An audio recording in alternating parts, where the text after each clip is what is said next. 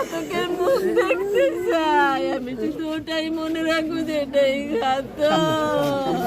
এটা কিভাবে সম্ভব?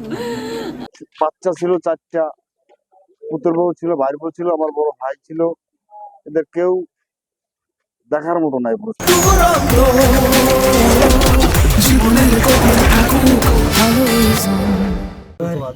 আমার খুব আদরের বোন, খুব কষ্ট করে মানুষ করেছি। আমি মানুষ করতে বলে করে আমার জীবনের সব সবার করতে হবে আব্বা, সবার করতে হবে।